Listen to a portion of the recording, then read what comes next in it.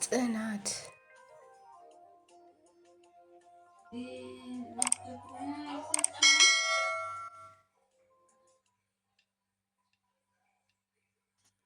ሊባኖስ ግን ለጭንቅላቷ ይከብዳታል በማለት ሙሉ የህይወት ታሪኳን አልነገረቻትም፣ አላስረዳቻትም ለጽናት።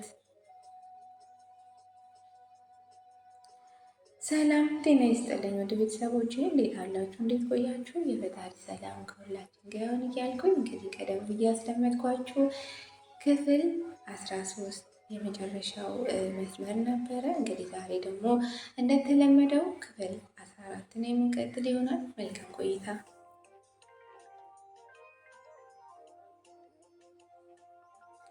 ሊባኖስ ለጽናት በህይወቷ ውስጥ የሚፈጠሩት ነገሮች ሁሉ እሷ ምንም ያህል ብትተጋ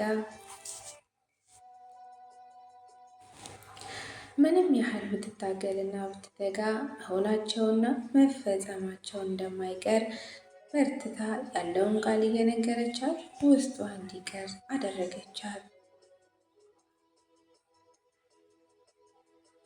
በተጨማሪም ራሷን ስታ ከነቃች በኋላ በንጋታው መታ ብዙ ምክሮችን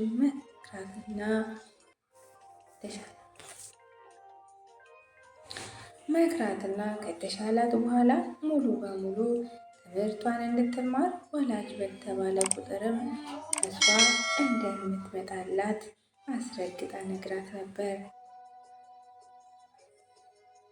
ያኔ ምስኪኗ ጽናት እሺ ነበር መልሷ።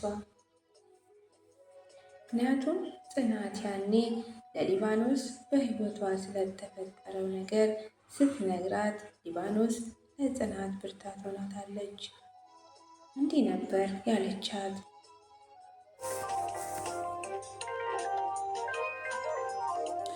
ይኸውልሽ ጽናትዬ እንዳልኩሽ ትምህርትሽንም ቀጥይ፣ በፍጹም ትምህርትሽን ማቋረጥ የለብሽም። እህትሽ ደካማ እንደሆንሽ ብትሰማ በጭራሽ ደስ አይላትም።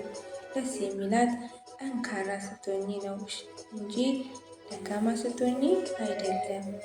እህትሽ በእሷ ምክንያት ትምህርትሽ እንዳቋረጥሽ ብታውቅ ይጸጽታታል። ስለዚህ ትምህርትሽን መከታተል አለብሽ የኔ ነበር ያለቻት። ዛሬ ይህ ሁሉ አልፎ በጸሎት ልትመጣ ነው። 2 ወር ከ15 ቀን ጽናት ትምህርት ቤት ስትሄድ ሊባኖስ ሆስፒታል እህቷን እየተመላለሰች እየጠየቀችላት የ15 ቀን እረፍት ሲያልቅ ለወር ትምህርቷን ሳታቋርጥ ቀጥላለች።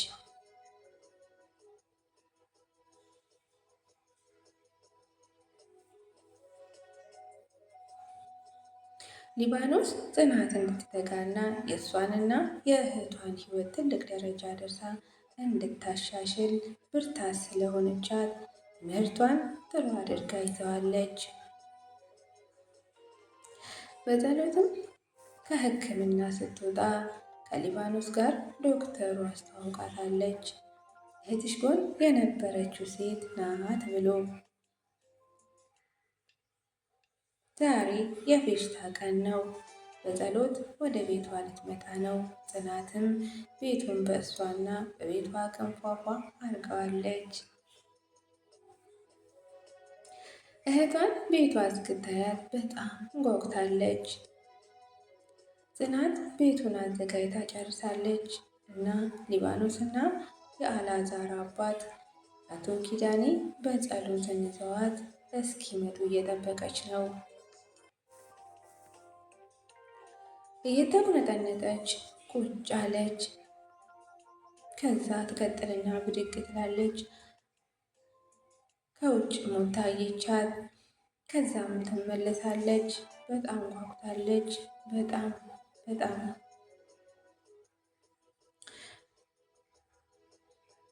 ፍራሽ ላይ ጋደም አለች።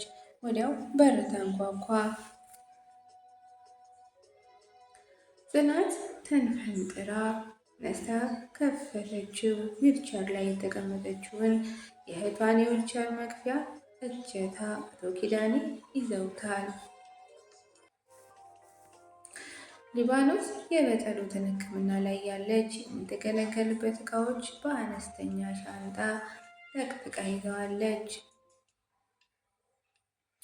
ጽናት በሩ እንደከፈተችው አይኗ እህቷ ላይ አረፈ። እህቴ አለች። በጸሎትም ጽናትዬ ብላ እጆቿን ለማቀፍ ዘረጋች። ጽናት ጎንበስ ብላ በጸሎት እቅፍ ውስጥ ገባች። በጸሎት ሳቅ እየተናነቃት ይህ ጠረንሽ በጣም ናፍቆኝ እንደነበር ታውቂያለሽ አለቻት። ጽናትን ሲቃ ባዘለ ድምፅ እኔ ለራሱ በጣም ናፍቀሽኝ ነበር አለቻትና ሳመቻት። ሊባኖስ ከት ብላ ስጋ አይ ጽናቴ በቃ አንቺ የናፈቅሻል ማለት ናፍቀሽኝ የምትይው የኔ ቆንጆ፣ ቆይ መች ነው ቃሉን በስነ ስርዓቱ ጠርተሽ ማድረግ የምታሳይን? ደግሞ አልናፈኩሽም እንዴ? ትናንት እኮ ነው የተገናኘ ነው አለቻትና እጇን ዘረጋችላት። ጽናትም ከበጸሎት እቅፍ ወጥታ ወደ ሊባኖስ ተጠግታ እቅፍ አረገቻትና አንቺም ናፍቀሽኛል፣ ያለ አንቺማ መች ይሆንልኛል አለቻት። ሊባኖስም እውነት ነው ሚስትየዋ አለቻትና ሳመቻት። ጽናት አቶ ኪዳኔን አየት አድርጋ እጇን ዘረጋችላቸው። እሳቸውም እጃቸውን ዘረጉላት፣ ተጨባበጡ። ከዚያ ወዲያውኑ ኑ ግቡ አለቻቸው። ከዛም ተከታትለው ወደ ቤት ገቡ። ጽናትና ሊባኖስ ምግብ ማቀራረብ ጀመሩ። ጽናት የቆረጠችውን የቁርጥ እንጀራ ስታሲዝ ስትል ሊባኖስ ቆይ እኔ አሲሳለሁ አንቺ ቡናውን አፍዪ አለቻት። ጽናትም እሺ ሊባንዬ አለቻትና ብሎ እንግዲህ ይቀጥላል። እዚህ ላይ ያቆማል። እንግዲህ ክፍል 15 ደግሞ የምንቀጥል ይሆናል። ውድ ቤተሰቦቼ እንግዲህ ሻየር ላይ ኮመንት ማድረጋችሁን አትዘንጉ። እያደረጋችሁ አበረታትን በማለት ተሰናበትኳችሁ። መልካም ሁሉ ተመኘሁላችሁ። መልካም ቆይታ። ሴቲቱ የቀኝ እጇን ወደ ጽናት አገጭ ሰዳ ቀና ካረገቻት በኋላ ምነው ፈርተሽ ነው ወይ አለቻት። አይዞሽ አትፍሪ፣ ያሰብሽውና የምታስቢለት የምትጨነቂለት ሰው እንደማታጭ ተስፋ አደርጋለሁ አለቻት። የሴቲቱ አይን ከጽናት አይኖች ጋር ተገጣጠሙ፣ ተፋጠጡ። ጽናት አይኗን ስታየው ድንገት ደነገጠች፣ ደርቃም ቀረች። የልብ ምቷ ጨመረ። ልቧ መታ እንደ ጉድጓድ ድው ድው ድው ማለት ጀመረ። ሴቲቱ የጽናትን ድንጋጤ አስተዋለች። ምነው ለምን ደነገጥሽ አለቻት አለችና እጇን ከጽናት እጅ እና ካገጯ ላይ አነሳች። ከዛም የቀኝ እጆቿን ወደ ጽናት ዘርግታ እንተዋወቅ ሚጢጥየዋ ሊባኖስ እባላለሁ አለቻት።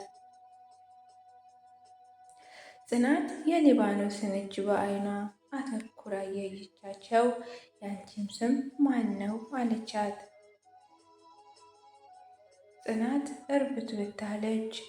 እጆቿን በቀስታ ወደ ሊባኖስ እጆች ወስዳ አጣመረቻቸው።